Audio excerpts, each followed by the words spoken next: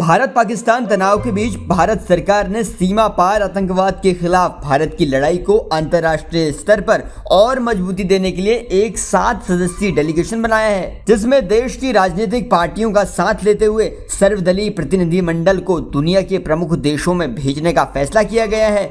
बता दें कि भारत सरकार का ये कदम ऑपरेशन सिंदूर के बाद बड़ी कूटनीतिक रणनीति का एक हिस्सा है, जिसका मकसद आतंक के पनाहगार कहे जाने वाले पाकिस्तान की एक एक करतूत को दुनिया के सामने रखेगी ये टीम इंडिया। लेकिन अब इस मामले पर सियासत भी देखने को मिल रही है। कांग्रेस नेताओं का कहना है कि उन्होंने सरकार को जो नाम भेजे थे उनमें से किसी को भी इस प्रतिनिधि मंडल में जगह नहीं मिली है और बीजेपी पर कांग्रेसी नेता हमलावर होने लगे हैं। फिलहाल इस प्रतिनिधि मंडल में जो नाम शामिल है उनमें कांग्रेस के सांसद शशि थरूर, बीजेपी से बैजयंत पांडा, डीएमके से कनिमोई करुणानिधि, एनसीपी से सुप्रिया सूले और शिवसेना से श्रीकांत एकनाथ शिंदे का नाम शामिल है।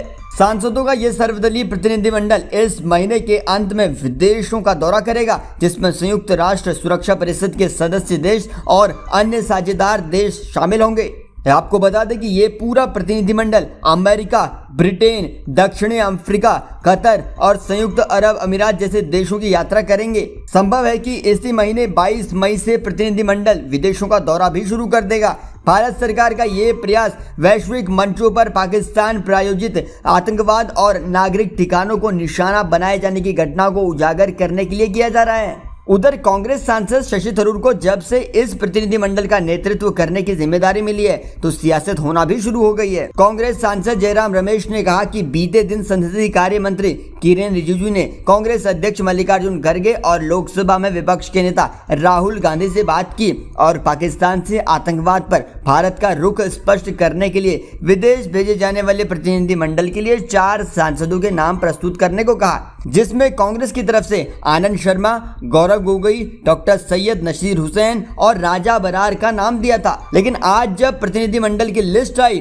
तो उनमें कांग्रेस का इनमें से कोई भी नाम शामिल नहीं था और पीएम मोदी के करीबी माने जाने वाले कांग्रेस सांसद शशि थरूर को इस प्रतिनिधिमंडल का नेतृत्व करने की जिम्मेदारी भी मिल गई। जानकार मानते हैं कि मोदी ने थरूर पर इसलिए भी भरोसा जताया होगा क्योंकि थरूर का रुख बीजेपी के साथ सॉफ्ट दिखता है। दूसरा, यूएन से थरूर का पुराना नाता भी रहा है, इसलिए पाकिस्तान की नापाक हरकतों को दुनिया के सामने रखने में वो ज्यादा मजबूत दावेदार रहे होंगे। सर्वदलीय प्रतिनिधि मंडल में चुने जाने पर सांसदों ने प्रतिक्रियाएं भी देना शुरू कर दी। शशि थरूर ने सोशल मीडिया प्लेटफॉर्म एक्स पर लिखा कि मैं भारत सरकार द्वारा सर्वदलीय प्रतिनिधि मंडल का नेतृत्व करने का निमंत्रण पाकर सम्मान महसूस कर रहा हूँ। आगे वो लिखते हैं कि जब बात राष्ट्रीय हित की हो और मेरी सेवाओं की आवश्यकता हो तो मैं कभी पीछे नहीं हटूंगा। जय हिंद। प्रतिनिधिमंडल की दूसरी सदस्य सुप्रिया सूले ने भी सोशल मीडिया पोस्ट पर लिखा कि मुझे गर्व है, मैं भारत का प्रतिनिधित्व करने वाले सर्वदलीय प्रतिनिधिमंडल में शामिल हो रही हूँ। फिलहाल इस पूरे मामले पर सियासत भी जोरों पर है।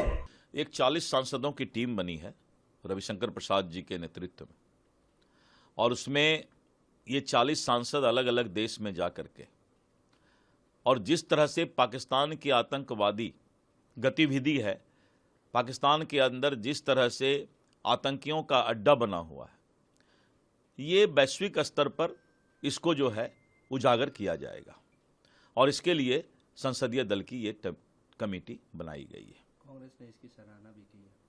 अच्छी बात है। कांग्रेस का इधर जो 3-4 महीना से मैं देख रहा हूँ कि कांग्रेस कुछ स्तर पर इस बात पर समर्थन कर रही है और ये अच्छा संदेश है कि इस देश के सभी दल देश के सुरक्षा के मामले में एक रहें। आप इस पूरी रिपोर्ट पर क्या कहते हैं कमेंट बॉक्स में लिखकर बताइएगा और देश और दुनिया की खबरों को आसान भाषा में जानने के लिए जुड़े रहिए जनसत्ता के साथ।